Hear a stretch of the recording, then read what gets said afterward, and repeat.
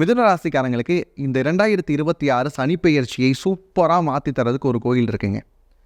இன்மையில் நன்மை தருவார் அப்படின்னு ஒரு கோயில் மதுரையில் இருக்க.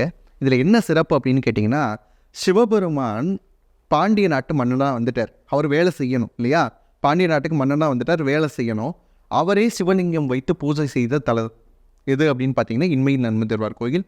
சிவனை வழிபட்ட திருத்தலம் அப்படிங்கிறதுனால வேலை சார்ந்த வலு, வேலை வாய்ப்புகள் இல்லாமல் இருக்கிறது, அந்த கர்மஸ்தானம் வலுப்பெறும் போது இந்த திருத்தலத்தில் இருக்கக்கூடிய சிவபெருமானை வணங்கினால் நிச்சயமாக நன்மைகள் உண்டு. இதில் இன்னொரு சிறப்பு என்னென்னா, அம்பாளோடு சேர்ந்து அமர்ந்திருக்கக்கூடிய கோலத்தில் சிவன் இருப்பார்.